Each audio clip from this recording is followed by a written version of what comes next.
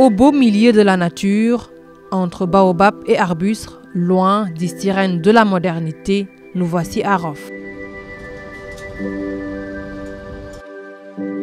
C'est ici, sur ces 200 hectares, qu'Armand Moïse Diouf a bâti son empire.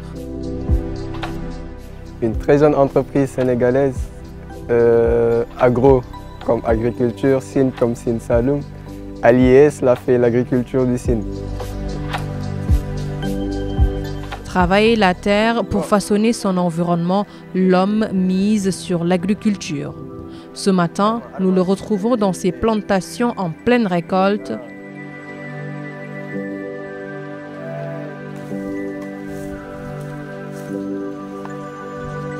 Cette année, l'entreprise a misé sur l'oignon. Conscient qu'il est impératif de repenser le rôle de l'agriculture, son combat est de nourrir son pays par des produits cultivés ici au Sénégal. Déjà, il faut savoir que l'Afrique, c'est 60% de terres arables cultivables.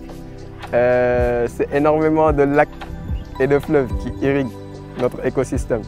Donc, et on sait qu'en termes de souveraineté alimentaire, justement, on ne peut pas forcément atteindre un certain niveau si toutes ces surfaces ne sont pas emblavées. L'Occident a très tôt compris.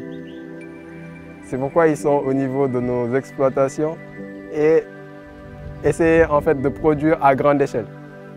En étant jeune, en étant africain, en voyant cela, cela peut faire un baume au cœur. En se disant que d'autres personnes ont très tôt compris cela et nous commercialisent des produits cultivés sur nos terres. Et pourquoi pas nous, à date.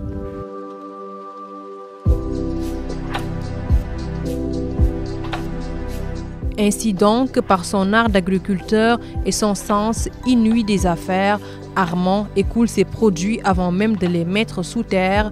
Chose rare, toute quantité d'oignons produite ici dans cette plantation a été déjà vendue, avant même d'être cultivée.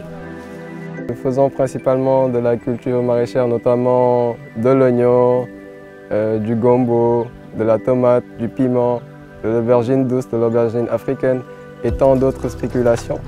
Donc nous sommes basés sur le fait de sécuriser des contrats avant de produire. Cela fait qu'avant que la graine ne soit plantée, elle est commercialisée. C'est pour ne pas avoir un problème X ou Y en termes de commercialisation future. Donc c'est un peu ça, c'est un peu comme ça que ce modèle est structuré. Donc c'est sur des périodicités bien définies parce que nous on répond à un calendrier culturel aussi défini. Chaque année on essaie de se spécialiser dans des spéculations et derrière on essaie d'honorer ses engagements autant avec le partenaire acheteur que le partenaire investisseur. Son modèle repose sur un concept innovant, le crowdfunding, pour dire ainsi le financement participatif. L'initiative consiste donc à donner aux Sénégalais, à travers des campagnes, la possibilité d'investir leur argent en toute sécurité. C'est un modèle beaucoup plus répandu en Occident, le crowdfunding, appelé entre autres le financement participatif. À ce niveau, on a vu un modèle beaucoup plus répandu et on a essayé de le transposer en Afrique en passant par le secteur agricole.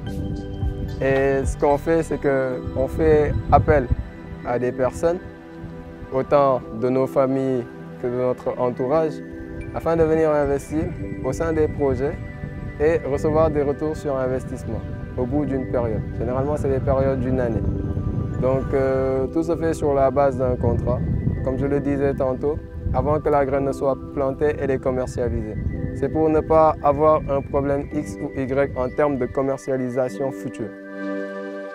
Au-delà de sa dimension productive, Agrosine joue également un rôle crucial dans la préservation de l'environnement.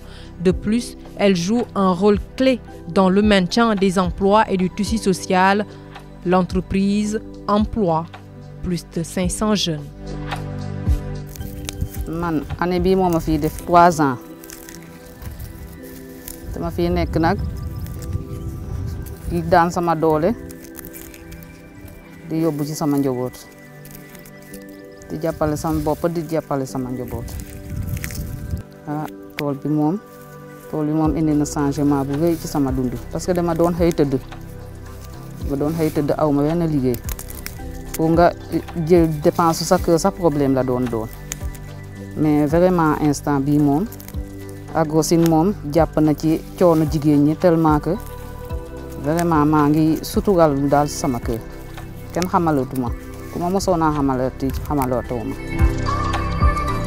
Titulaire d'une licence en gestion et administration des entreprises, d'un MBA en management de projet et d'une certification en stratégie, Armand Moïse Diouf nourrit une véritable passion pour la terre. Son objectif principal aujourd'hui est d'aller vers la labellisation de son entreprise pour exporter lui-même ses propres produits. Des flottes, tout à l'heure vous avez dû voir des flottes de tracteurs. Voilà, on essaie au moins de répondre aux normes internationales, même si ce n'est pas encore à un point accru. Donc, principalement, nous sommes en train de travailler sur un processus de labellisation pour exporter nous-mêmes nos marchandises. Et ça, c'est sur le moyen et long terme.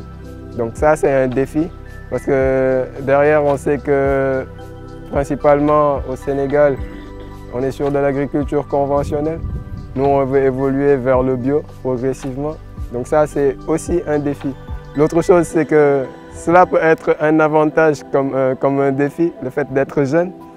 Ce n'est quand même pas facile de se frayer un chemin au niveau de ce secteur. Parce qu'on sait que quand on parle d'agriculteurs, on pense directement à des personnes un peu plus âgées, techniquement. Mais on essaie un tant soit peu d'avoir une certaine assise et de progresser avec le temps. L'agriculture constitue la principale source de revenus en Afrique, mais le fait que son potentiel n'est pas encore pleinement exploité explique en partie la persistance de la pauvreté et la détérioration de la sécurité alimentaire sur le continent. À 25 ans, Armand Moïse Diouf s'est fait la promesse d'inverser cette tendance. Il rêve d'un Sénégal où l'autosuffisance alimentaire ne sera plus un vœu pieux, mais une réalité.